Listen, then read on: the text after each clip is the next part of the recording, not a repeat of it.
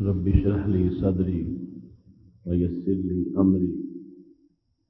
واحلل عقدة من لساني يفقهوا قولي. الحمد لله وحده والصلاة والسلام على من لا نبي بعده وعلى آله وأصحابه الذين أوفوا عهده. أما بعد فأعوذ بالله من الشيطان الرجيم. بسم الله الرحمن الرحيم. محمد رسول الله صدق الله العظيم وصدق رسوله النبي الكريم الأمين. إن الله وملائكته يصلون على النبي يا أيها الذين آمنوا صلوا عليه وسلموا تسليما. الصلاة والسلام عليك يا سيدي يا رسول الله وعلى آلك وأصحابك يا حبيب الله. مولاي صل وسلم دائما أبدا على حبيبك خير الخلق كلهم. هو الحبيب الذي ترجى شفاعته لكل هول من الأهوال مقتحم. يا أكرم الخلق مالي من ألوذ به سواك عند حلول الحادث العمم. ربي صل وسلم دائما أبدا على حبيبك خير الخلق كلهم. اللہ تبارک و تعالی جل جلالہ وعم نوالہ واتم برہانہ وعظم شانہ کی حمد و ثنا اور حضور سرور کائنات مفخر موجودات زینت بزم کائنات گہر بار میں رضو السلام عرض کرنے کے بعد نہایت ہی محتشم سامعین حضرات، رب ذوالجلال کے فضل اور توفیق سے آج ہمارے خطبہ جمعۃ المبارک کا موضوع ہے مسئلہ علم غیب، قسط نمبر 8۔ میری دعا ہے خالق کائنات جل جلالہ ہم سب کو قرآن و سنت کا فہم عطا فرمائے اور ہم سب کو قرآن و سنت کے بلاغ و تبلیغ اور عمل کی بے توفیق عطا فرمائے۔ محتشم سامعین حضرات، خالق کائنات جل جلالہ نے رسول اکرم نور مجسم شفیع معظم صلی اللہ علیہ وسلم کو جو علوم عطا کیے ہیں، ان علوم میں سے ایک شعبہ علم کو ہم بیان کر رہے ہیں کہ وہ غیبی امور جو مخلوقات کی نگاہوں سے چھپے ہوئے ہیں، اللہ تبارک و تعالیٰ نے رسول اکرم صلی اللہ علیہ وسلم پر ان کو منکشف کیا اور رسول اکرم صلی اللہ علیہ وسلم کو ان کا علم عطا فرمایا۔ آج بھی چند ایسے شواہد اس قسط میں پیش کروں گا کہ رسول اکرم صلی اللہ علیہ وسلم کی یہ شان صحابہ کرام علیہم رضوان کے ایمان کا حصہ تھی، وہ اس کے معترف رہے اور نبی اکرم صلی اللہ علیہ وسلم نے بارہا اپنے اس معجزے کا اظہار کر کے ایمان والوں کی یقین میں مزید اضافہ فرمایا۔ بخاری شریف میں ہے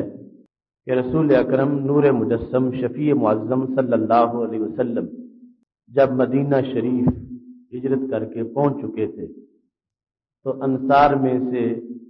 ایک مشہور صحابی حضرت سعد بن معاذ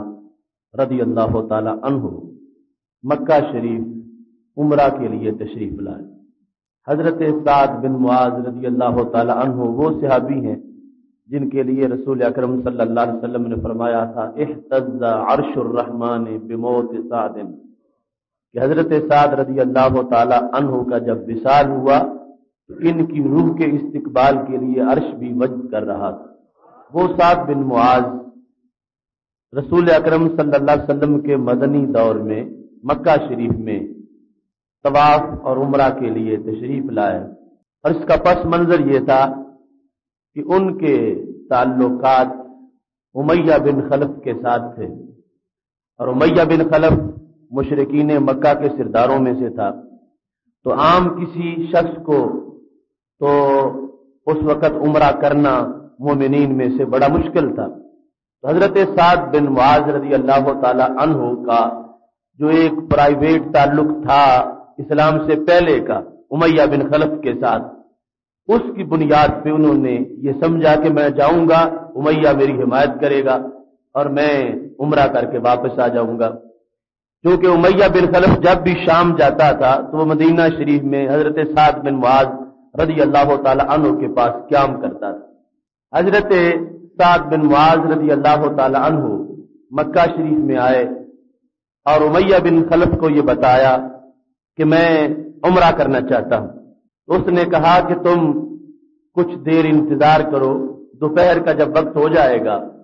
تو لوگ سارے آگے پیچھے چلے جائیں گے اور اس وقت مطاف خالی ہوگا اور مشرکین قریش مکہ میں سے کوئی وہاں موجود نہیں ہوگا، تو پھر تم اس وقت طواف کر لینا۔ حضرت سعد بن معاذ رضی اللہ تعالیٰ عنہ کہتے ہیں دوپہر کا وقت ہوا، امیہ بن خلف میرے ساتھ تھا، تو میں کعبہ شریف کا طواف کر رہا تھا، اچانک ابو جہل آ گیا۔ اس نے آگے پوچھا من انتا، تم کون ہو؟ حضرت سعد نے کہا انا سعد، میں سعد بن معاذ ہوں اور عمرہ کرنے کے لیے آیا ہوں۔ تو اس نے غصے میں کہا تطوف بالبیت وآویتم محمدا واصحابہ، کہ تو یہاں کس طرح حالت امن میں طواف کر رہا ہے، حالانکہ تم تو ہمارے بہت بڑے مجرم ہو کہ تم نے حضرت محمد صلی اللہ علیہ وسلم اور ان کے صحابہ کو پناہ دے رکھی ہے، اور تم انصار ہو ان کے، تم نے ان کو پناہ دی، یعنی یہاں سے جب وہ نکلے تو تم نے سہارا دیا، تم نے اپنے گھر دیے، اور ہمارے دشمنوں کو معاذ اللہ تم نے وہاں پہ سٹینڈ کیا، تو اب تم یہاں پر حالت امن میں پرامن طواف کر رہے ہو، یہ کیسے ہو سکتا ہے؟ تطوف بالبیت آمنا، میں تجھے طواف نہیں کرنے دوں گا۔ جس وقت ابو جہل نے آ کے روک لیا، اب تصور کرو گھر اللہ کا ہے اور اللہ والوں کو طواف سے بھی روکا جا رہا ہے۔ ابو جہل اور حضرت سعد کی آپس میں لڑائی شروع ہو گئی۔ حضرت سعد کے نزدیک اس کا کوئی مقام نہیں تھا، کوئی حیثیت نہیں تھی، اور امیہ بن خلف اگرچہ خود بھی سردار تھا مگر ابو جہل ان کے نزدیک ایک بہت بڑی اتھارٹی تھی۔ امیہ بن خلف نے حضرت سعد سے کہا لا ترفع صوتک علی ابی الحکم فإنہ سید الوادی، کہ سعد اگرچہ تم میرے دوست ہو اور میں نے تمہیں پناہ بھی دے رکھی ہے، اس وقت میرے تعاون سے تم مکہ شریف میں طواف کر رہے ہو، لیکن یہ بات ذہن میں رکھو کہ اپنی آواز ابو الحکم ابو جہل کی آواز سے اونچی نہ کرو، جھگڑا کرتے ہوئے تم اس کو برابر کا جواب دے رہے ہو اور روب سے بولتے ہو، ایسا نہ کرو۔ انہ سید الوادی،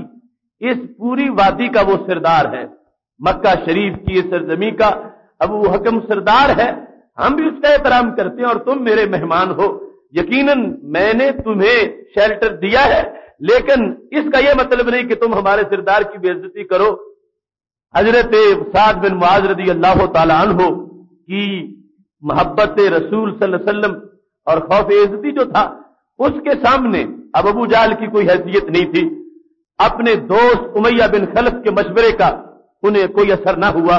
حضرت سعد پہلے سے بھی زیادہ غصے میں آ گئے اور یہ جملہ کہہ دیا ابو جہل اگر تم نے مجھے طواف کرنے سے روکا تو یاد رکھو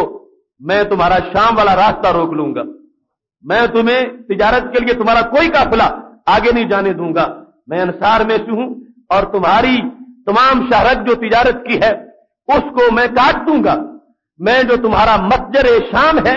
اس پر اثر انداز ہو جاؤں گا، اور میں یہاں مروب ہو کے بات نہیں کروں گا، ہماری اپنی ایک حیثیت ہے، ہم نے وہاں سلطنت بنا لی ہے جو تمہاری شہرت کے اوپر واقع ہے، تمہارا سارا مدار تجارت پر ہے اور میں اس تجارت کے راستے کو تمہارے لیے بند کر دوں گا۔ جس وقت امیہ بن خلف نے یہ دیکھا کہ میرا دوست سے جائے کہ کچھ لچک کا اظہار کرتا، اس نے تو ابو جہل کو ڈرانا شروع کر دیا ہے اور دھمکیاں دینے شروع کر دی ہیں۔ امیہ بن خلف نے آ کر حضرت سعد بن معاذ رضی اللہ تعالی عنہ کو کندھے سے پکڑا اور تھوڑا سا ان کو چپ کرانے کی کوشش کی۔ پہلے تو دور سے کہہ رہا تھا لا ترفع صوتک، اپنی آواز اونچی نہ کرو، دیکھو ادھر مومنین کا अपना अदब का तरीका है कि अल्लाह ताला ने फरमाया ला तरफऊ अस्वातकुम फौका सौतिन नबी, रसूल अकरम सल्लल्लाहु अलैहि वसल्लम की आवाज पर अपनी आवाज को ऊंचा न करो। और मुशरिकीन ने अबू जाल को एक स्टेटस दे रखा है, कहने लगे उसकी आवाज पर तुम्हारी आवाज बुलंद नहीं होनी चाहिए। और ये हजरत साद बिन मुआज है, इन्होंने जाहिलियत के सारे ज़ाब्ते तोड़ दिए हैं, ऊंची आवाज से भी बोले हैं और फिर साथ उसको धमकी भी दे दी है कि अगर तुम मुझको तवाफ से रोकोगे तो मैं तुम्हारा तिजारत वाला रास्ता बंद कर दूंगा। अब जब उमैया बिन खलफ ने हजरत साद रज़ी अल्लाह ताला अन्हु को कंधे से पकड़ा तो हजरत साद अब बोल पड़े उमैया से, फरमाया दानी पीछे हट जा, तू कौन होता है? तेरी मेरी दोस्ती का वक्त अब खत्म हो गया। तू मुझसे ये कह रहा है कि मैं अबू जाल के सामने बुलंद आवाज से बात ना करूं? सुन ले, समय तो मुहम्मदन सल्लल्लाहु अलैहि वसल्लम यज़अमु अन्नहु कातिलुका, मैंने अपने कानों से अपने नबी अलैहि सलाम की जुबान से सुना है एक दिन आएगा ये अबू जाल तुम्हें कत्ल कर देगा। तुम इसका इतना अदब व एहतराम कर रहे हो और इसके लिहाज से तुम मुझे पाबंद कर रहे हो। यहां पर मुहद्दिसीन ने 3 माने बयान किए हैं। अन्नहु की जमीर के लिहाज से पहला माना है कि एक दिन आएगा, मैंने गैबदान नबी की जुबान से सुना है, वो ऐलान फरमा रहे थे कि ए उमैया बिन खलफ तुझे खुदा कत्ल कर देगा। दूसरा माना यह है कि मैंने रसूल अकरम सल्लल्लाहु अलैहि वसल्लम से सुना है कि रसूल पाक सल्लल्लाहु अलैहि वसल्लम फरमा रहे थे एक दिन आएगा वो उमैया बिन खलफ जो मुझे काबा शरीफ के साथ नमाज नहीं पढ़ने देता था, मैं उसको कत्ल करवा दूंगा। और तीसरा माना यह है कि ये अबू जाल जो तुम्हारे साथ है, ये अबू जाल एक दिन तुम्हें कत्ल कर देगा। बात असल में एक ही है। अगर अबू जाल की तरफ निस्बत की जाएगी तो मतलब यह है कि सबब वो बनेगा, लश्कर निकलेगा यहां से मक्का शरीफ से, तुम पीछे पीछे हटोगे, अबू जाल मुहर्रिक होगा कि नहीं तुम सरदार हो, अगर तुम रह गए तो कौम पीछे रह जाएगी, तुम साथ चलो। ये तुम्हें खींच के मरने की जगह पर लाएगा तो सबब के लिहाज से यही कातिल बन जाएगा। और वैसे रसूल अकरम सल्लल्लाहु अलैहि वसल्लम के सहाबा चूंकि मारेंगे तो आपके गुलामों ने चूंकि तुम्हें कत्ल करना है, इस वास्ते निस्बत आपकी तरफ भी होगी कि रसूल अकरम सल्लल्लाहु अलैहि वसल्लम तुझे कत्ल कर देंगे। और सहाबा में जो तौफीक है कत्ल करने की वो अल्लाह की दी हुई होगी। तो इस लिहाज से अल्लाह ताला की तरफ भी इसको मंसूब किया जा सकता है। बहरहाल मतलब एक था कि गैब की खबर का ऐलान हजरत साद बिन मुआज रज़ी अल्लाह ताला अन्हु ने काबा शरीफ के उस माहौल में कर दिया। उमैया बिन खलफ, तुम ये समझते हो कि तुम ये सरदार हो इस इलाके के और तुमने यहां से हक वालों को माज़अल्लाह अपने ख्याल के मुताबिक निकाल दिया है, याद रखो एक दिन वो आएगा तुम्हारी बोटियां हो जाएंगी, तुम्हें कोई बचाने वाला ना होगा। मुझे ये बात मेरे नबी अलैहिस्सलाम ने बता दी है। अब जिस वक्त हजरत साद बिन मुआज रज़ी अल्लाह ताला अन्हु ने ये बात की, बुखारी में मुस्लिम में बारहा ये हदीस आई है, तो वो कहने लगा तुम जो कहते हो अन्नहु कातिलिया कि वो मुझे कत्ल करने वाले हैं, ताज्जुब से कहता है या क्या मुझे कत्ल करेंगे? तो हजरत साद ने कहा नाम तुझे कत्ल करेंगे, तू कत्ल हो जाएगा। फौरन बोलता है, कहता है वल्लाहि मा यकज़िबु मुहम्मदुन सल्लल्लाहु अलैहि वसल्लम इज़ा हद्दसा, अगरचे मैंने कलमा उनका नहीं पढ़ा लेकिन ये मेरे तजर्बे की बात है, जो उनकी जुबान से निकल जाए वो बात पूरी हो जाती है। उमैया बिन खलफ का ये तबसरा था, अगरचे मुशरिक था, अल्लाह के नाम की कसम उठा के कहने लगा वल्लाहि मा यकज़िबु मुहम्मदुन सल्लल्लाहु अलैहि वसल्लम इज़ा हद्दसा, अगर खामोश रहे तो ठीक है खामोश रहे, लेकिन अगर बोल पड़े तो उनकी जुबान से जो लफ्ज निकलता है वो पूरा होता है। तो इससे मुराद क्या था कि वो जो खबर देते हैं कल की, परसों की या इसके बाद की, वो आने वाले हालात की, हर खबर जो देते हैं वो गैब की होती है और वो खबर सच्ची भी होती है। तो ये उस काफिर का तबसरा था कि जब उन्होंने ये कह दिया है अब ये बात टल के नहीं रहेगी, लिहाजा उसने वो मामला छोड़ा कि अबू जाल इसको रोकता है साद को या नहीं रोकता, साथ तवाफ करते हैं या नहीं करते। वो छोड़ के सीधा घर पहुंचा और अपनी अहलिया के जाकर कहने लगा अमा तालमीना, तुम जानती नहीं हो वो मेरा यसरबी भाई जो आया था साद बिन मुआज, वो मुझे खबर दे गया है कि उनके नबी ने ये कह दिया है कि मुझे कत्ल कर दिया जाएगा। तो उसकी अहलिया बोलने लगी, कहती है कालत वल्लाही ما یکذب محمد صلی اللہ علیہ وسلم، اے امیہ بن خلف پھر یہ میرا بھی یقین ہے وہ جو غیب کی خبر دیتے ہیں سچی ہوتی ہے۔ اب اس وقت کے جو بظاہر حالات تھے کوئی بات ایسی نہیں تھی، ایک شخص اپنی سرزمین میں ہے، اس کا جاہ و جلال ہے، اس کی فوج ہے، اور مسلمان بظاہر بے گھر ہو گئے ہیں، مکہ شریف چھوڑ کے چلے گئے ہیں، مدینہ شریف میں موجود ہیں، اور یہاں ایسے حالات کے اندر جبکہ بظاہر کوئی ایسے کرائم نہیں تھے، نبی اکرم صلی اللہ علیہ وسلم نے مدینہ شریف میں ایک مجلس میں بیٹھے ہوئے جب ذکر کیا گیا کہ امیہ بن خلف یہ کر رہا ہے، فلاں یہ کر رہا ہے، فلاں یہ کر رہا ہے، میرے محبوب علیہ السلام نے صحابہ کے سامنے یہ بتا دیا کہ میرے صحابہ گھبرانے کی بات نہیں ہے، امیہ قتل ہو جائے گا، ہم فاتحانہ مکہ شریف میں داخل ہو جائیں گے۔ اب یہ جو وقت تھا بالکل مدنی زندگی کا آغاز تھا، کیونکہ بدر کے مقام پر امیہ قتل ہوا تو وہ 2 ہجری ہے، تو اب پتا چلا کہ 2 ہجری سے پہلے حضرت سعد بن معاذ آئے ہیں عمرہ کرنے کے لیے، اور یہ حالات نہایت ٹائٹ حالات تھے، بڑی کشمکش تھی کہ مسلمان کمزوری کی حالت میں مکہ شریف سے نکل گئے ہیں کہ مدینہ شریف میں پہنچے ہیں۔ اب ایسے میں کافروں کا مورال بڑا بلند تھا کہ یہ کیسے ہو سکتا ہے کہ یہ لوٹ کے آئیں گے یا ہمیں کوئی کچھ کہہ سکے گا۔ ایسے حالات کے اندر نبی اکرم صلی اللہ علیہ وسلم کا علم غیب بول رہا تھا اور فرمایا میرے صحابہ کوئی بات نہیں، امیہ بن خلف یا عقبہ بن ابی معیط یا عتبہ یا شیبہ یا ابو جہل ان کی کوئی حیثیت نہیں ہے، یہ سارے بدر کے کنویں میں کٹ کے گریں گے اور ان کی لاشیں وہاں پڑی ہوں گی۔ رسول اکرم صلی اللہ علیہ وسلم نے ان کے مرنے کی اطلاع دے دی۔ اب یہ اطلاع بدر سے کافی پہلے تھی، حضرت سعد بن معاذ رضی اللہ تعالیٰ عنہ اور دیگر صحابہ کا یہ یقین ہے کہ ہمارے نبی علیہ السلام نے جو آئندہ حالات کی خبر دی ہے یقیناً وہ سچی ہوگی، لہذا انہوں نے برملا چیلنج کے طور پر مکہ شریف میں اپنے دشمنوں کو بتا دیا کہ یہ امیہ بن خلف تم مجھے خاموش کروا رہے ہو، یاد رکھو تم اپنی فکر کرو، تمہیں عنقریب قتل کر دیا جائے گا۔ تو اس بات سے میں نے پس منظر بیان کیا اس بات کا کہ ایک تو ہے نا 8 ہجری کے قریب جب فتح مکہ کا منظر قریب ہو تو پھر بھی ایسی بات کی جائے، ابھی بالکل آغاز تھا مدنی زندگی کا، اور اس وقت بظاہر حالات ایسے نظر نہیں آتے تھے کہ مسلمان اٹھیں گے اور اپنے دشمنوں کو یوں قتل کریں گے، اگرچہ جذبات ارادے عہد تو یہی تھے لیکن حالات بڑے اس وقت ناسازگار تھے۔ اب یہ خبر دے کے حضرت سعد بن معاذ رضی اللہ تعالیٰ عنہ مدینہ شریف چلے گئے۔ جب بدر کی لڑائی شروع ہونے والی تھی، تیاری دونوں طرف سے ہو رہی تھی، ابو جہل نے میٹنگ بلائی اور کہا چلو بدر کی طرف ہم نے جا کے ان لوگوں سے بدلہ لینا ہے، یعنی ہم سے چلے گئے اور اب وہ پوری طرح دنیاوی امور میں بھی ہم پہ مسلط ہوتے جا رہے ہیں، وہ مسجد تک محدود نہیں رہے، انہوں نے اب تجارتی شاہراہوں کو روکنے والی باتیں شروع کر دی ہیں، اور وہ ایک نظام والے ہیں، ایک سلطنت والے ہیں، لہذا ہم ان سے جا کے اب لڑیں گے۔ جس وقت یہ اعلان ہو گیا تو گھر مشورہ کرنے امیہ بن خلف گیا تو بیوی نے کہا اما ذکرتا قولا اخی کل یسربی، تجھے وہ یسربی بھائی کی بات یاد نہیں رہی جو وہ کہہ کے گیا تھا کہ تو قتل ہو جائے گا، حضرت محمد مصطفیٰ صلی اللہ علیہ وسلم کے شیر تجھے قتل کر دیں گے، تجھے اپنا پتہ بھی ہے اور پھر تو گھر سے جا رہا ہے، اس واسطے تو ابو جہل کے سامنے معذرت پیش کر دے کہ جو پیسہ لینا ہے لے لو، میں اپنے کوئی غلام بھیج دیتا ہوں، فوج بھیج دیتا ہوں، مگر خود میں نہیں جاؤں گا۔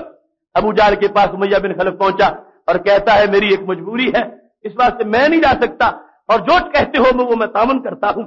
تو ابو جہل پھر ابو جہل تھا، اس نے کہا انک من اشراف الناس، امیہ بن خلف تم کوئی معمولی آدمی نہیں ہو، تم تو سردار ہو، اگر سردار پیچھے رہے گا تو ایک قوم کا حصہ پیچھے رہ جائے گا، کتنے لوگ پھر بہانہ کریں گے کہ امیہ بن خلف نہیں جا رہا تو ہم بھی نہیں جا رہے، تم ہمارے ساتھ چلو، صرف 1-2 دن ساتھ رہو، جب لشکر کافی آگے نکل جائے گا تم واپس گھر کو آ جانا۔ یہ ہیلا پیش کیا ابو جہل نے، امیہ بن خلف کو تیار کر لیا کہ صرف 2-3 دن تم ہمارے ساتھ رہو۔ جہاں جا کے کافروں کا لشکر رکتا تھا، دیگر لوگ اپنی اونٹنیاں اس انداز میں باندھتے تھے کہ کچھ دیر تک باندھنی ہے اور پھر آگے جانا ہے، اور امیہ بن خلف وہاں ٹھہراتا تھا کہ جہاں سے میں نے پیچھے جانا ہے۔ ہر منزل پر اس کی یہ کوشش تھی کہ یہاں سے مجھے ابو جہل چھٹی دے دے گا اور میں واپس چلا جاؤں گا، لیکن چلتے چلتے وہاں پہنچا کہ جہاں رسول اکرم صلی اللہ علیہ وسلم نے ان کے مرنے کی جگہوں پر نشان لگائے ہوئے تھے۔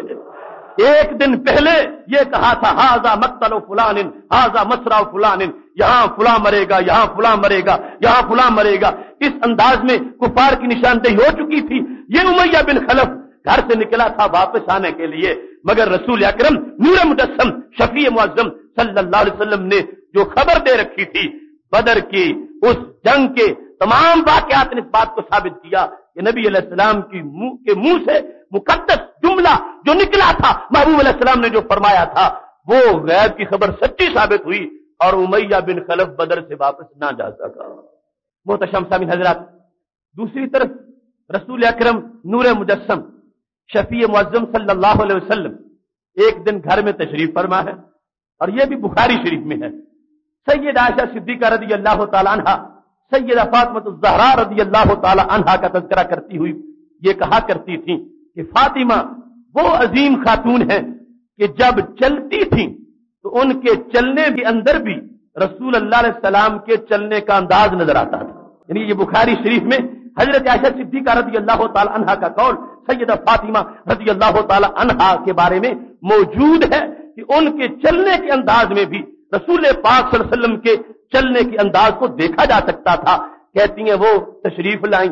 نبی علیہ السلام میرے حجرے میں موجود تھے، رسول پاک صلی اللہ علیہ وسلم دیکھ کے خوش ہو گئے اور پھر بیٹھنے کا حکم دیا۔ اپنے دائیں طرف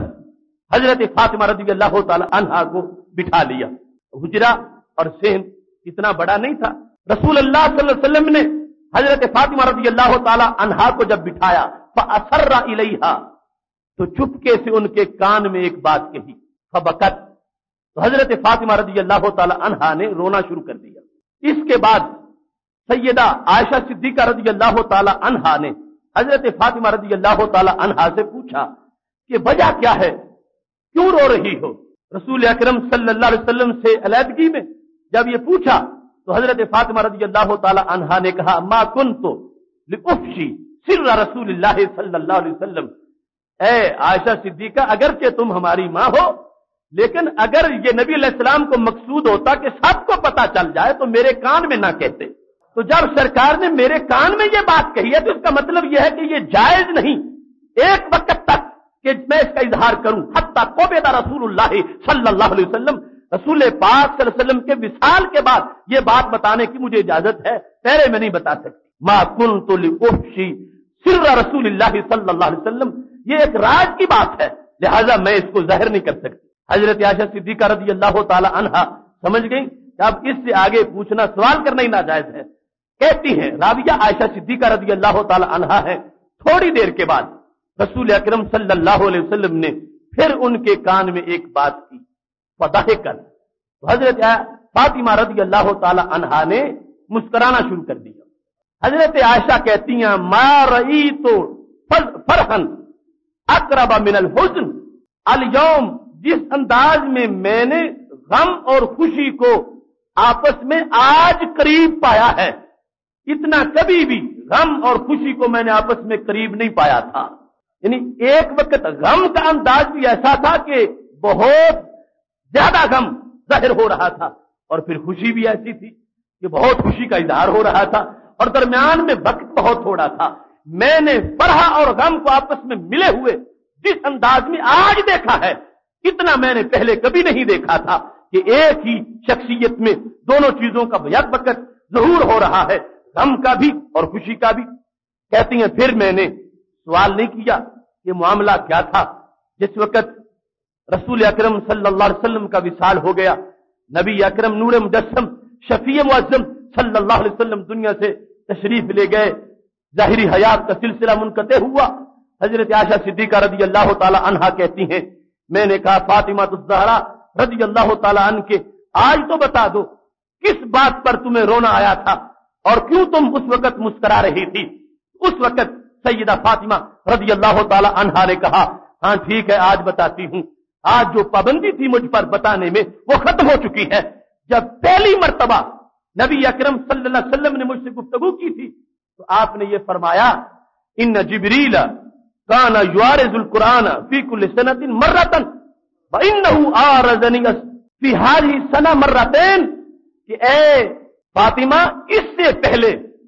حضرت جبریل علیہ السلام سال میں 1 مرتبہ مجھ سے دور کرتے تھے، اور اس سال انہوں نے 2 مرتبہ مجھ سے دور کیا ہے، اور میرا اس سے یہ فیصلہ ہے کہ میرا دنیا سے جانے کا وقت قریب آ گیا ہے۔ میں اس کو اپنی اجل سمجھتا ہوں کہ وہ وقت قریب آ گیا ہے، اور ساتھ ہی یہ فرما دیا انکے لأول لحاقم بی من اہلی، میرے بعد سب سے پہلے میرے اہل بیت میں سے جو مجھے جا ملے گا، جس کا وصال ہوگا، میرے بعد سب سے پہلے میرے اہل بیت میں سے جس کا وصال ہوگا فاطمہ وہ تم ہو۔ میں چلا جاؤں گا، بہت جلد تم بھی میرے ساتھ پہنچ جاؤ گی، میرے پاس آ جاؤ گی۔ سیدہ فاطمہ الزہرا رضی اللہ تعالی عنہا کہتی ہیں جب نبی علیہ الصلوۃ والسلام نے یہ خبر غیب دی، اس کی وجہ سے مجھے رونا آ گیا کہ یہ کیسا حسرت کا سما ہوگا، میرے ابا جی دنیا سے جا رہے ہوں گے، کتنا بوجھ ہوگا، کتنا غم ہوگا۔ کیونکہ سیدہ فاطمہ الزہرا رضی اللہ تعالی عنہا اس غم کو جب بیان کرتی ہے کہ نبی اکرم نور مجسم شفیع معظم صلی اللہ علیہ وسلم جب دنیا سے گئے تھے تو وہ کہتی ہیں اتنا غم تھا، اتنا اندھیرا تھا کہ اگر وہ چمکتے سورج پر وہ بوجھ پڑتا تو سورج بھی بے نور ہو جاتا، اس قدر میرے لیے مشکل مرحلہ تھا۔ تو یہ جب خبر ملی ہے تو کہا میں نے اس پر میری آنکھوں سے آنسو آ گئے، اور تھوڑی دیر کے بعد مجھے نبی علیہ السلام نے فرمایا اما ترضین ان تکونی سیدۃ نساء اہل الجنہ، فاطمہ گھبراؤ نہیں، ویسے مرنا تو سب نہیں ہے، لیکن تم دنیا سے جاؤ گی تو انوکھی شان کے ساتھ جاؤ گی، میں تمہیں اس بات کی ضمانت دے رہا ہوں تم جنت میں جاؤ گی سعادت کے ساتھ۔ اللہ تعالیٰ نے تمہیں تمام جنتی عورتوں کی سرداری عطا فرمائی ہے۔ تو سیدہ فاطمہ رضی اللہ تعالی عنہا کہنے لگی یہ دوسری خبر تھی جس پر میں نے تبسم کا اظہار کیا اور مسکراہٹ تم نے دیکھی، ام المومنین تم نے جو مسکراہٹ دیکھی اس خبر کی وجہ سے تھی کہ میرے ابا جی مجھ کو یہ پیغام دے رہے تھے کہ مجھے جنت کی سعادت دی گئی ہے۔ اس میں جو اصل وجہ تھی خوشی کی وہ یہ تھی کہ رسول اکرم نور مجسم شفیع معظم صلی اللہ علیہ وسلم کی طرف سے سیدہ فاطمہ رضی اللہ تعالی عنہا کو یہ سرٹیفکیٹ دیا جا رہا تھا کہ تمہاری نماز بھی قبول ہے، تمہارا روزہ بھی قبول ہے، تمہاری تسبیح بھی قبول ہے، تمہاری تہجد بھی قبول ہے، وہ زندگی کے تمام اعمال صالحہ قبول ہے، اور اس انداز میں قبول ہے کہ اتنے اور کسی خاتون کے عمل کے اس کو نمبر نہیں ملیں گے جتنے نمبر تجھے ملیں گے۔ یعنی ایک ہے اپنی طرف سے محض سعادت کی خوشی کہ مجھے سعادت مل گئی ہے، اس کا اتنا دخل نہیں تھا جتنا اس بات کا دخل تھا کہ میرے سارے عمل میرے اللہ نے قبول کر لیے ہیں، اور مجھے خالق کائنات جل جلالہ نے جو طویل تاریخ ہے خواتین کی، ان کا جو تقوی، ان کی پرہیزگاری جو تھی اس سے ان کے مقابلے میں اللہ نے مجھے سب کچھ زیادہ عطا فرمایا ہے، اور اپنے ابا جی کی وساطت کی وجہ سے میری حیثیت کی بنیاد پر کہ جو میرے اندر خالق کائنات نے تقوی رکھا تھا اس کی بنیاد پر جب فہرست بنی ہے تو خالق کائنات نے کتنا کرم کیا کہ مجھے سب سے بڑا تقوی عطا فرما رکھا ہے۔ اس پر وہ خوشی کا اظہار کر رہی تھی۔ تو اب ہمارے موضوع کے مطابق اس سے یہ بات سامنے آئی، اگر سیدہ فاطمہ الزہرا رضی اللہ تعالی عنہا کا یہ عقیدہ ہوتا کہ میرے ابا جی کو تو کل کی بھی خبر نہیں، معاذ اللہ پرسوں کا بھی پتہ نہیں، 4 دن بعد کی بھی کوئی خبر نہیں، تو فوراً خبر سنتے ہی رونا نہ آتا، کہہ دیتی کہ یہ تو معاذ اللہ ان کا خیال ہو سکتا ہے۔ نہیں، ایمان کا حصہ تھا جب رسول اکرم نور مجسم شفیع معظم صلی اللہ علیہ وسلم نے خبر دی ہے انہوں نے اس کو یقین بنایا ہے، اور جب دوسری خبر دی کہ سب سے پہلے تم میرے اہل بیت میں سے تمہارا وصال ہوگا اس پر بھی یقین کیا ہے، اور جب تیسری خبر دی کہ تب تم دنیا میں جاؤ گی تو باقی لوگوں کی تو جنت کے فیصلے بھی بعد میں ہوں گے ان کے لحاظ سے، اگرچہ اللہ نے ازل میں لکھا ہوا ہے لیکن بندوں کو پتہ بعد میں چلے گا، اور اے فاطمہ تمہاری جنت کا بھی اعلان کر رہا ہوں اور جنت میں تمہاری سرداری کا بھی اعلان کر رہا ہوں۔ محترم سامعین حضرات، بخاری شریف میں یہ بھی ہے کہ حضرت ابو موسیٰ اشعری رضی اللہ تعالی عنہ یمن سے آئے تھے اور نبی علیہ الصلوۃ والسلام کے قرب میں اعلیٰ مقام حاصل کیا۔ کہتے ہیں مدینہ شریف میں جب میری رہائش تھی ایک دن میں نے یہ کہا لألزمن رسول اللہ صلی اللہ علیہ وسلم، آج کا پورا دن میں اللہ تعالیٰ کے محبوب علیہ السلام کی خدمت میں گزاروں گا۔ ویسے چونکہ صحابہ آتے تھے بیٹھتے تھے، کچھ لوگوں نے باریاں آپس میں بنائی ہوئی تھی کہ کچھ وقت میں بیٹھوں گا، ایک دن میں بیٹھوں گا، ایک دن تم بیٹھو گے. جس طرح کہ حضرت عمر رضی اللہ تعالیٰ عنہ نے اپنے پڑوسی سے باری بنائی ہوئی تھی، ایک دن بارگاہ رسالت میں تم وقت گزارو گے اور جو کچھ ہوگا آ کے مجھے سناؤ گے، اور دوسرے دن میں رہوں گا. اور کچھ ایسے تھے جس طرح حضرت ابو ہریرہ رضی اللہ تعالیٰ عنہ ہیں، جب آئے ہیں تو پھر پکے ہی ہر وقت ساتھ ہی رہے ہیں، نہ دکان پہ گئے ہیں نہ کھیت میں گئے ہیں. اور پھر یہ جو مہاجرین تھے، چونکہ مکہ شریف میں بھی تجارت پیشہ تھے، تو مدینہ شریف میں بھی ان کا کام دکانوں کے ساتھ تھا، اور انصار کی زمینیں تھیں اور وہ زراعت کی طرف چلے جاتے تھے. تو اوقات خود سرکار کا حکم تھا کہ کسب حلال کے لیے نکلو، تم کماؤ اور اسلام کے لیے وقف کر دو. اس سارے لوگ ڈیوٹی پر تھے، اپنے اپنے حصے کی ڈیوٹی پر. حضرت ابو موسیٰ اشعری رضی اللہ تعالیٰ عنہ کہتے ہیں ایک دن میں نے یہ طے کر لیا کہ آج سارا دن میں نبی علیہ الصلوۃ والسلام کی خدمت میں موجود رہوں گا. کہتے ہیں میں نے گھر سے وضو کیا، مسجد نبی شریف میں پہنچا تو رسول اللہ صلی اللہ علیہ وسلم مسجد میں موجود نہیں تھے. میں ڈھونڈتے ہوئے باہر نکلا تو چلتے چلتے بئر عریس پر میں پہنچا تو رسول اکرم صلی اللہ علیہ وسلم نخلستان میں چھوٹی چھوٹی دیوار تھی اور اندر کنواں تھا کھجوروں کے اندر. اس کنویں پر رسول اکرم صلی اللہ علیہ وسلم اپنے قدم مبارک لٹکا کے کنویں کے اندر کنارے پر بیٹھے ہوئے تھے. حضرت ابو موسیٰ اشعری رضی اللہ تعالیٰ عنہ کہتے ہیں میں جا کے ملاقات کی اور پھر میں نے اجازت لی کہ آج میں سارا دن آپ کے ساتھ یہاں گزارنا چاہتا ہوں. کنواں اتنا چھوٹا تھا کہ اس کے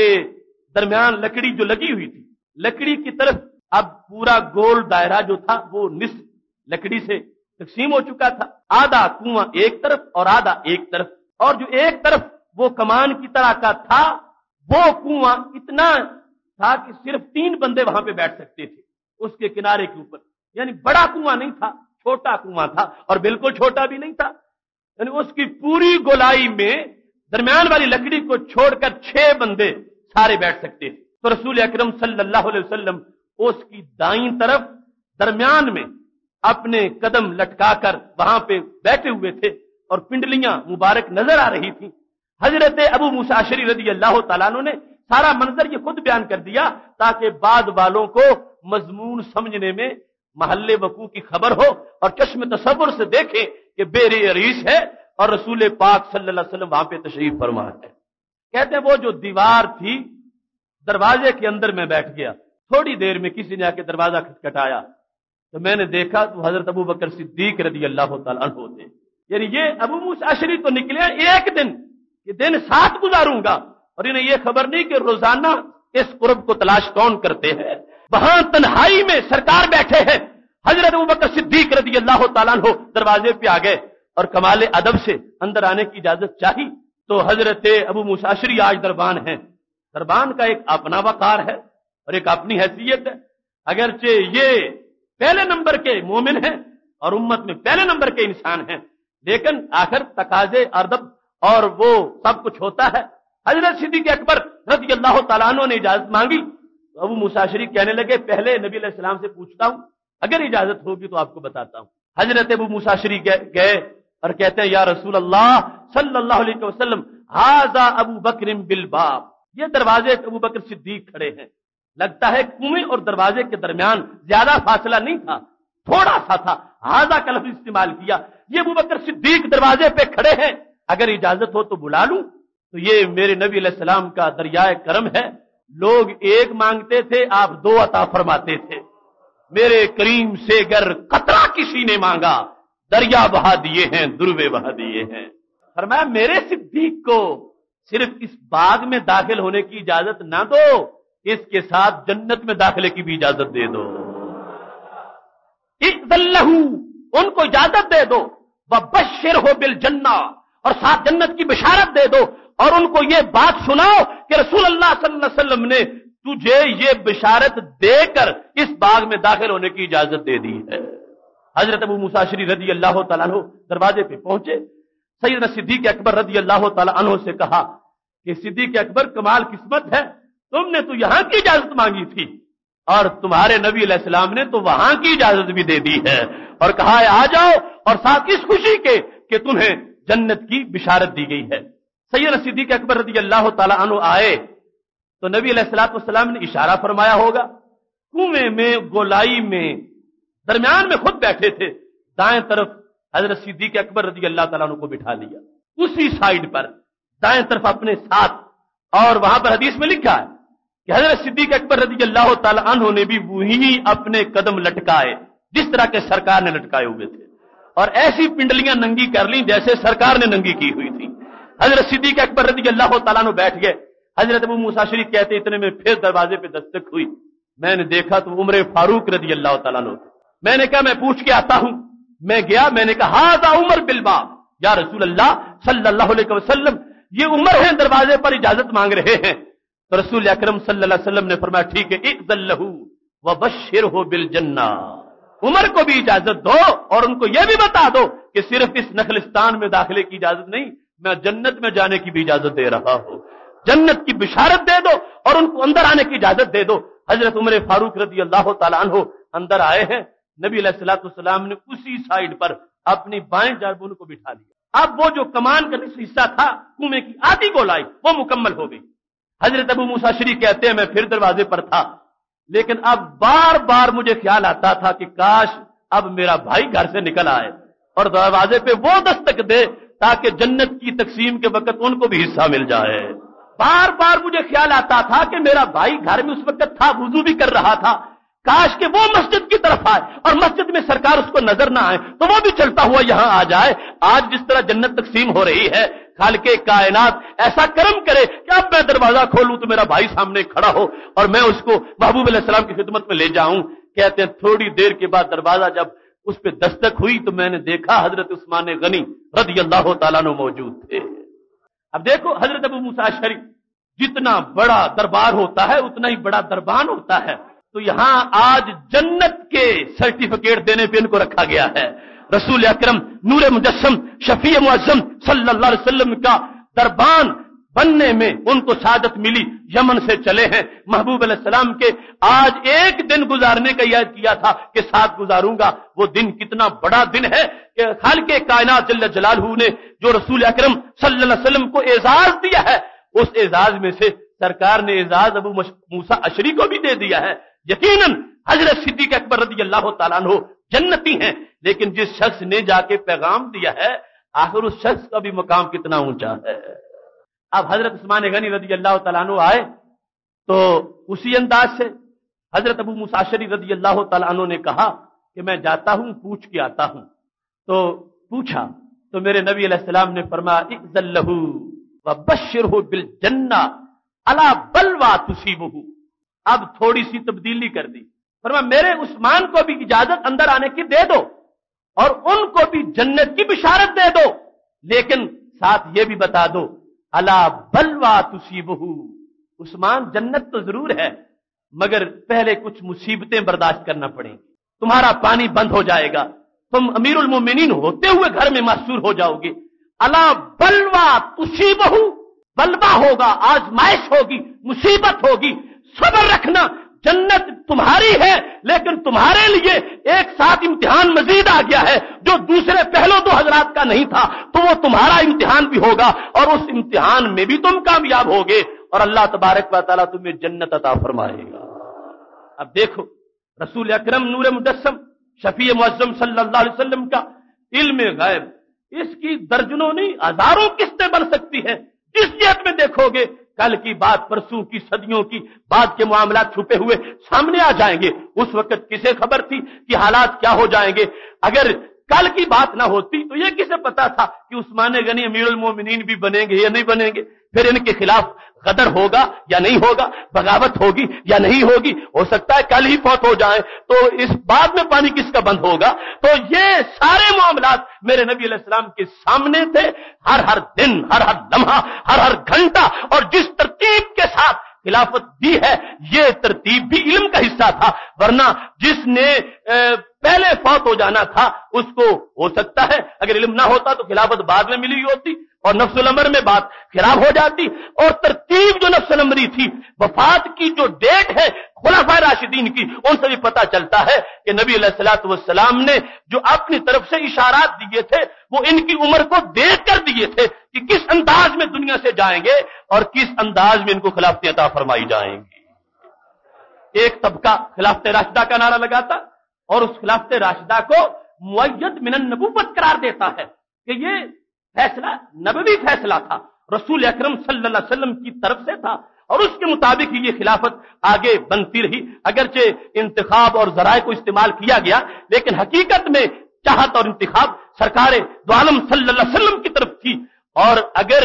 یہ بات ہے اور یقیناً اس کے اشارات موجود ہیں، اس کو صرف صحیح مانا جا سکتا ہے تو اہل سنت کے عقیدے کے مطابق، کیونکہ اگر نبی علیہ الصلوۃ والسلام کو خبر ہی نہیں کہ صدیق اکبر رضی اللہ تعالی عنہ کا وصال 2 سال 2.5 سال بعد ہوگا یا 10 سال بعد ہوگا، اگر حضرت علی رضی اللہ تعالیٰ عنہ کے وصال کا پتہ ہی نہ ہو کہ انہوں نے تو چوتھے دن فوت ہو جانا ہے، تو پھر ان کو خلیفہ چہارم کس لیے بناتے؟ رسول اللہ صلی اللہ علیہ وسلم کے علم غیب شریف کو مان کر ہی خلافت راشدہ کی حقیقت کو مانا جا سکتا ہے کہ محبوب علیہ السلام واقف تھے کہ یہ ترتیب ان کی عمر کے لحاظ سے ہوگی اور اس ترتیب میں ہی ان کو خلافت عطا فرمائی جائے گی۔ حضرت عثمان غنی رضی اللہ تعالیٰ عنہ کے ساتھ یہ شرط لگا دی، الا بلوا تصیبہ، کہ ابتلا ہوگا اور پھر عثمان غنی تم بھی جنت میں داخل ہو جاؤ گے۔ یہاں ضمناً یہ بات بھی سامنے آ گئی کہ حضرت عثمان غنی رضی اللہ تعالیٰ عنہ کے خلاف اگر کوئی شخص زبان اعتراض کی کھولتا اسے یہ سوچنا چاہیے کہ رسول اکرم صلی اللہ علیہ وسلم نے خود ان کی صفائی پیش کی ہے اور فرمایا الا بلوا تصیبہ، کہ جو کچھ ہوگا سارے اس فتنوں کے دور میں عثمان غنی برحق ہوں گے،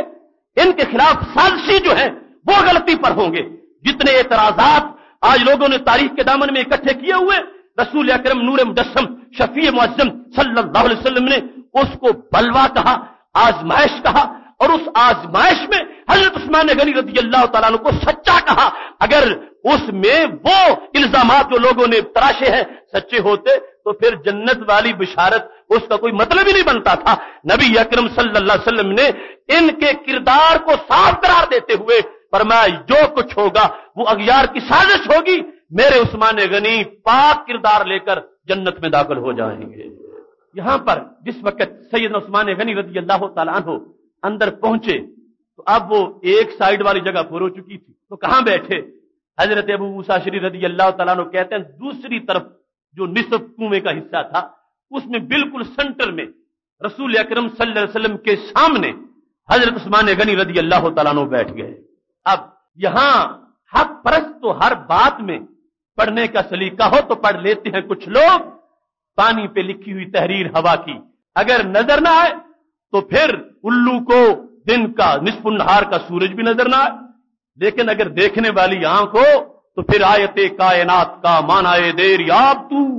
نکلے ہیں تیری تلاش میں قافلہ رنگ و بو، اور فاضل بریلوی رحمت اللہ علیہ کی زبان میں عرش پہ تازہ چھیڑ چھاڑ، فرش پہ طرفہ دھوم دھام، کان جدھر لگائیے تیری ہی داستان ہے۔ اب حضرت سعید بن مسیب رضی اللہ تعالیٰ عنہ یہ جو بیٹھنے کا انداز تھا کہتے ہیں اس میں بھی خبر غیب تھی۔ سعید بن مسیب عام نہیں، حضرت ابو ہریرہ رضی اللہ تعالیٰ عنہ کے داماد ہیں۔ حضرت سعید بن مسیب تابعی ہے، کہنے لگے اس حدیث سے اول تو ہوں، میں نے جو اس کی تعویل کی کہ اس کا مطلب کیا ہے تو فرماتے ہیں یہ جو بیٹھنے کی ترتیب تھی یہ بتا رہی تھی کہ قبروں کی ترتیب کیا ہوگی۔ ایک طرف تینوں بیٹھے ہیں، رسول اکرم نور مجسم شفیع معظم صلی اللہ علیہ وسلم، پھر سیدنا صدیق اکبر رضی اللہ تعالیٰ عنہ، سیدنا عمر رضی اللہ تعالیٰ عنہ۔ حضرت سعید بن مسیب کہتے ہیں اس حدیث سے میں نے سمجھ لیا کہ جہاں نبی علیہ الصلوۃ والسلام جلوہ گر ہوں گے وہاں ساتھ ہی صدیق اکبر بھی ہوں گے، ساتھ ہی فاروق اعظم بھی ہوں گے، اور پھر جگہ نہیں بچے گی، عثمان غنی ساتھ نہیں ہوں گے، ان کو علیحدہ بقیع کے اندر دفن کیا جائے گا۔ تو یہ جو ترتیب تھی کہ ایک طرف جو جگہ تھی وہ جگہ پر ہو گئی، یہ ہے حق پرستوں کا عقیدہ کہ ہر جہت سے اس بات کو ثابت کیا جائے کہ نبی علیہ السلام کا ہر کام حکمت پر ہوتا ہے اور ہر کام میں علم کی چمک ہوتی ہے، ہر ادا کے اندر ایک ایسی چمک موجود ہوتی ہے۔ اب اس کو بظاہر عام شخص جو عقیدت سے کوڑا ہے اور جس کا یقین متذبذب ہے وہ کہے گا بس جگہ ہی ایسی تھی، ایک طرف 3 بیٹھ گئے ایک طرف 1 بیٹھ گئے. نہیں، حضرت سعید بن مسیب کہتے ہیں، اور یہ بھی بخاری شریف میں ہے، کہنے لگے اس ترتیب سے اسی دن سرکار نے پیغام دے دیا تھا کہ لوگوں یہ 2 یار تو قبر بھی میرے ساتھ رہیں گے. دیکھیے صحابہ کرام علیہم رضوان اور تابعین کا عقیدہ، اور رسول اکرم صلی اللہ علیہ وسلم اخبار غیب. لوگ کہتے ہیں کل کی خبر نہیں ہے، اور یہاں تو پورے کا پورا مضمون ہی جدھر دیکھو ہزاروں کی تعداد میں ایسی احادیث ملیں گی. کل پرسوں کیا ہے، میرے نبی علیہ السلام نے ہمیشہ کی اخبار غیب عطا فرمائی ہے. یہاں تک کہ جس وقت غزوہ احزاب میں شکست ہوئی مشرکین مکہ کو، جس کو غزوہ خندق بھی کہتے ہیں اور غزوہ احزاب بھی، آل پارٹیز اس میں شامل تھیں، اسلام کی مخالف حزب پارٹی کو کہتے ہیں، تو وہ آ گئے تھے. یہ سب سے بڑی جسارت تھی کہ ان کو یہ وام تھا کہ ہم مسلمانوں کو ختم کر دیں گے. کہاں سے اکٹھے ہو کے چلے مدینہ شریف پر حملہ کرنے کے لیے کہ ان کو گھر میں ہی معاذ اللہ مار دیں گے. اور ادھر خندق کھود دی گئی اور حکمت عملی سے ایسی جنگ اس کا ترتیب اس کی بنائی گئی. اور پھر میرے نبی علیہ الصلوۃ والسلام کا یہ فرمان ہے، نصرت بالصبا، اللہ نے تو ہوا کو بھی میرا مددگار بنایا ہے. یعنی ہوا بھی میرے سپاہیوں کی طرح تھی. ایک طرف ہے نصرت بالرعب، میری مدد روب سے کی گئی. روب کوئی علیحدہ چیز نہیں، فرما میرا اپنا ہی ہے. اور ایسے ظاہر کرنا چاہتے تھے جس چیز کی طرف بھی مدد کی نسبت ہوگی اللہ کی مخلوقات میں سے، وہ مدد کسی اور کی نہیں، وہ میری اپنی مدد ہوگی. جس طرح روب میرا ہے اور میرا ہی مددگار ہے، ایسے ہی ہوائیں اللہ کی ہیں اور اللہ نے ان کو بھی میری فوج میں داخل کر دیا ہے. نصرت بالصبا واہلکت عاد بالدبور، فرما قوم عاد کو تو پچھم کی ہوا نے نیست و نابود کر دیا تھا، مگر پورب کی ہوا جو مشرق کی ہے، یہ ہوا صبا جو ہے اللہ نے اس کو میری فوج کا سپاہی بنا دیا ہے. لہذا وہ ہوا چلی جس کی وجہ سے احزاب میں دشمنوں کو شکست ہو گئی. مسلمانوں نے مسلسل سینے تان کے اس خندق پہ پہرے دیے اور اتنے سخت حالات بھی آتے رہے، نمازوں کی قضا کا معاملہ بھی درمیان میں آتا رہا. بالآخر فتح ہوئی اور وہ سب مل کے جو یہ چراغ بجھانے آئے تھے خائب و خاسر ہو کر واپس گھروں کو جا رہے تھے اپنا نقصان کروا کے. اس موقع پر رسول اکرم صلی اللہ علیہ وسلم نے ایک جملہ بولا تھا، اور بہت کم اس کو کسی یہ اردو کے جو مورخین ہیں یہ سیرت نگار انہوں نے لکھا، یہ بھی بخاری شریف میں ہے. میرے نبی علیہ السلام نے جب وہ حین اجلی الاحزاب من مکہ، جب مکہ شریف سے ان کو دھکیلا جا رہا تھا ان تمام پارٹیوں کو، اس دن میرے نبی علیہ السلام نے صحابہ کے سامنے فرما دیا، فرما الان نغزوہم ولا یغزوننا. صحابہ سن لو، آج آخری دن تھا، آج کے بعد یہ ہم سے لڑنے نہیں آئیں گے، ہم ان سے لڑنے جائیں گے. نغزوہم، پہلے تو یہ مکہ سے چلتے تھے کہ مدینہ والوں کو جا کے معذلہ مٹا آئیں. صحابہ سن لو بات، یہ آخری مرحلہ تھا. آج کے بعد مکہ شریف سے کوئی لشکر ہمیں مٹانے نہیں نکلے گا کہ مدینہ شریف آ جائے. اب قدم ہمارے مکہ شریف کی طرف اٹھیں گے. نغزوہم ولا یغزوننا، اب ہم ان سے جا کے جنگیں کریں گے اور ہم بتائیں گے کہ کیسے فاتحانہ مکہ میں داخل ہوتے ہیں. کیا عجیب الفاظ تھے رسول اکرم نور مجسم شفیع معظم صلی اللہ علیہ وسلم کے، اور 4 سال قبل ان کو متنبع کر دیا کہ ہم نے اب یہ مسئلہ طے کر دیا ہے اور تمہاری کمر ٹوٹ چکی ہے. مشرکین مکہ آل پارٹیز کو تم نے ہمارے خلاف شامل کیا اور پھر بھی تم کچھ نہ کر سکے، اور اب میں تمہیں اپنی طرف سے اعلانیہ کہہ رہا ہوں، تم میں اب سکت نہیں ہوگی، طاقت نہیں ہوگی، نہ 5 ہجری میں، نہ 6 میں، نہ 7 میں، نہ 8 میں، نہ 9 میں، نہ 10 میں. تم اب مکہ شریف سے کوئی فوج لے کر مدینہ شریف پر حملہ نہیں کر سکو گے. اب وہ وقت آئے گا کہ ہم ہی جا کے تمہیں ناکو چنے چبائیں گے. کتنا واضح. اور یہ خبریں اگر ہوتی عام محفلوں کے اندر اپنے لحاظ سے ان کی حیثیت اور ہوتی، اگر معمولی سا بھی کوئی پہلو شک کا ہوتا، کوئی دشمن تو معمولی سی باتوں کو بھی اچھالتے ہیں، کھڑے ہو جاتے، دیکھو ان کے نبی علیہ السلام نے یہ کہا ہے کہ اب ہماری فوج نہیں جائے گی، چلو ہم چلتے ہیں تاکہ خبر ان کی جھوٹی ہو جائے. اتنا جب تلاش تھی کفار مکہ کو کہ کوئی خبر جھوٹی ثابت کرے، پھر بھی طاقت نہیں پڑی، سکت نہیں آئی، ہو ہی نہیں سکا کہ کوئی لشکر پھر اس انداز میں مدینہ شریف کی طرف چڑھائی کرنے کے لیے آیا ہو. نکلے ہیں تو یہ نکلے ہیں، हुदैबिया में जा पहुंचे हैं तो ये मक्का शरीफ के कुर्ब में पहुंचे हैं। मदीना शरीफ से निकलने वाली फौज हरम तक, जो हुदूद हरम है, क्योंकि हुदैबिया का एक हिस्सा हरम में भी शामिल है, वहां तक पहुंचे हैं। तो ये उधर पहुंचे हैं, वो नहीं निकल के मदीना शरीफ आए। और बिल आखिर 8 हिजरी में मेरे नबी अलैहिस्सलाम का लश्कर पहुंचा है और कोई मुजाहमत नहीं कर सका। जिन लोगों को निकलने पर मजबूर कर दिया था उन कुफारे मक्का ने, आज वो लोग फातिहाना मक्का शरीफ में दाखिल हुए और नबी अलैहिस्सलाम का जुमला हर तरफ गूंज रहा था कि अब हम इनके साथ लड़ेंगे जाके, ये हमारी तरफ कभी भी नहीं आ सकेंगे। रसूल अकरम नूर मुजस्सम शफी मुअज्जम सल्लल्लाहु अलैहि वसल्लम ने यानी ये जो एक बैनुल अक़वामी फोरम था उस पे बयान दिया, अपने सारे मुखालिफिन को चैलेंज करते हुए, जितनी पार्टीज थी सबको, और कहा कि अल-आन नग़ज़ुहुम वला यग़ज़ूनना व नसीरु इलैहिम, हम अब चल के जाएंगे इनसे लड़ने के लिए, ये अब नहीं आ सकेंगे। सहाबा किराम अलैहिम रिज़वान को हौसले दिए और ये इल्म था मेरे नबी अलैहिस्सलाम का, सीरत गवाह है कि जो बात की है वो गैब की खबर सच्ची साबित हुई है कि वो बाद में कभी भी उठ ना सके कि मुसलमानों पे आके हमला करे कि फिर एक मर्तबा इनको खत्म कराएं। ये नबी अलैहिस्सलाम का मुशादा था, आपने खबर दी है और वो खबर वाकई के मुताबिक सच्ची साबित हुई है। इस मकाम पर मेरे नबी अलैहिस्सलाम ने एक और ऐलान भी कर दिया, फरमाया ला हिजरता बादल फतह। मेरे सहाबा सुन लो,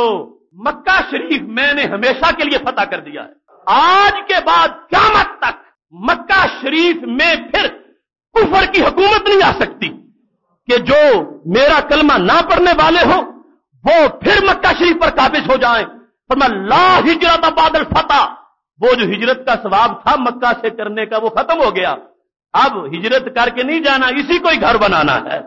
पहले जो कर गए वो एक एजाज था, कर गए, लेकिन अब जो कलमा यहां पढ़ गए हैं और जिन सब ने दुश्मनों ने भी आज मान लिया है, मेरे नबी अलैहिस्सलाम ने फिर गैब की खबर दे दी और वो आज तक बरकरार है और क़यामत तक इंशाअल्लाह बरकरार रहेगी। फरमाया ला हिजरत बादल फतह, दूसरे मकामात पर तो हिजरत का वक्त आता रहेगा, कहीं मुसलमान तंग हो जाएंगे, काफिर गालिब आ जाएंगे, हिजरत जायज होगी, हिजरत का सवाब भी मिलेगा। फरमाया ये मक्का जो है मैंने इसको हमेशा के लिए दारुल ईमान बना दिया है, अब इसके बाद कभी भी यहां से हिजरत करने का मौका नहीं आएगा और हमेशा के लिए मक्का शरीफ को मैंने दारुल इस्लाम बना दिया है। उस वक्त से लेकर आज तक कितनी सदियां गुजरी, ये तो हुआ कि मुसलमानों में शुमार होने वाले लोग जिन्होंने एक किस्म का तसल्लुत वहां पे जमाया, लेकिन कोई यहूदी या कोई ईसाई या बुत परस्त कोई ऐसा कि जो कलमा इस्लाम न पढ़ता हो और मक्का शरीफ पर गालिब आ जाए और मक्का शरीफ के ऊपर हुक्मरानी करे और मक्का शरीफ को अपने तसल्लुत में रख दे, ये मेरे नबी अलैहिस्सलाम का फरमान है। क़यामत तक ऐसा नहीं हो सकेगा और जब इसको फतह किया है तो हमेशा ये इस्लाम के लिए फतह रहेगा। मोहतरम सामीन हजरात, क्या क्या मुशाहदात हैं रसूल अकरम सल्लल्लाहु अलैहि वसल्लम के और कितनी अजीम खबरें हैं गैब की और ढकी छुपी बातें नहीं, डंके की चोट पर जो बयान किया है। सहाबा कहते हैं भी मुमकिनातुन अन्ना मा काल वाकिउ, 1 2 या 1 2 हजार नहीं, जो भी गैब की खबर देते हैं वो लाखों हो तो लाखों की लाखों सच्ची होती है। इब्ने साद ने अपनी किताब सुननुन नबी व अय्यामुहु सल्लल्लाहु अलैहि वसल्लम में यह वाकया लिखा है। यह हदीस शरीफ है और संदे सही के साथ है कि रसूल अकरम सल्लल्लाहु अलैहि वसल्लम के साथ 400 से ज्यादा सहाबा का काफिला था और चलते चलते इलाका ऐसा था कि पानी मिलने को दूर तक भी नहीं मिल रहा था, कोई निशान नहीं था पानी का। और ये सहाबा को तलाश थी कि वहां पे पड़ाव करें जहां कुछ पानी पीने को मिल जाए। कहते हैं अचानक रसूल पाक सल्लल्लाहु अलैहि वसल्लम ने अपनी ऊँटनी खड़ी कर दी और फरमाया सारे यहीं ठहरो। सहाबा कहते हैं हम हुक्म के पाबंद थे, लेकिन हमारी चाहत ये थी कि यहां ना ठहरे क्योंकि पानी नजर ही नहीं आ रहा था, हम कब से प्यासे थे, इंतजार था कि कहीं पानी पे पहुंचेंगे तो पानी मिल जाएगा। और नबी अलैहिस्सलातु वस्सलाम ने पहले हुक्म दे दिया। कहते हैं सब ने अपनी सवारियां खड़ी कर दी, रसूल अकरम सल्लल्लाहु अलैहि वसल्लम की तरफ सब अपने जो इस्तिफसार है निगाहों का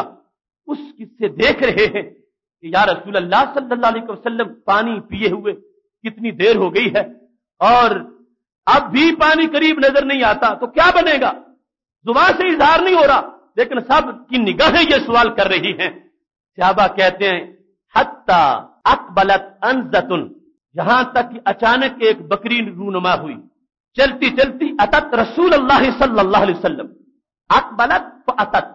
मुतवज्जे हुई اور چلتی چلتی رسول اکرم صلی اللہ علیہ وسلم کے پاس پہنچی. فحالا بہا،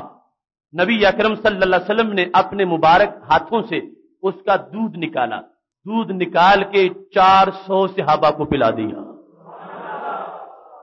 جن کو یہ تڑپ تھی کہ کہیں پانی مل جائے. تو میرے کریم سے گر قطرہ کسی نے مانگا، دریا بہا دیے ہیں، دربے بہا دیے ہیں. صرف پانی نہیں، ہم تم کو دودھ پلائیں گے. دودھ پلا کے جب فارغ ہو گئے تو اس کے بعد ایک صحابی سے کہنے لگے، املکھا ولا تملکھا، اب اس کو باندھ لو، بکری کو، یہ تمہاری ہے اور میں تمہیں بتا رہا ہوں تمہارے پاس رہ نہیں سکے گی، یہ تمہاری ہے اور اس کے مالک بن جاؤ. ولا تملکھا، اور میں اپنے علم کے مطابق یہ کہتا ہوں کہ تم مالک نہیں بن سکو گے. صحابی کہتے ہیں میں نے فوراً اخذت عودا، لکڑی پکڑی، فرکزتھا فی الارض، اس کو زمین میں گاڑا، یعنی جس طرح میخ لگائی جاتی ہے کہ بکری کو باندھوں گا. فاخذت رباطا، میں نے رسی پکڑی اور میں نے پختگی سے رسی کو اس کے ساتھ باندھ دیا کہ اب جائے گی تو کہاں جائے گی، اتنی موٹی رسی میں ڈالتا ہوں اس کو. کہتے ہیں رات کا وقت تھا، نام رسول اللہ صلی اللہ علیہ وسلم ونمنا، نبی علیہ الصلوۃ والسلام بھی سو گئے، ہم بھی سو گئے. تھوڑی دیر کے بعد میں اٹھا، اذن الحبل محلول، وہ رسی کھلی ہوئی تھی اور بکری وہاں پہ موجود نہیں تھی. کہتے میں نے کہا یا رسول اللہ صلی اللہ علیہ وسلم، وہ بکری جو عجیب طریقے سے آئی تھی اور اس کا دودھ ہم سب نے نوش کیا اور آپ نے مجھے دی تھی کہ املکھا، اس کے مالک بن جاؤ، میں نے تو اس کو بڑی رسی سے مضبوط باندھا تھا. تو میرے نبی علیہ السلام نے فرمایا میں نے تجھے خبر نہیں دی تھی، لا تملکھا،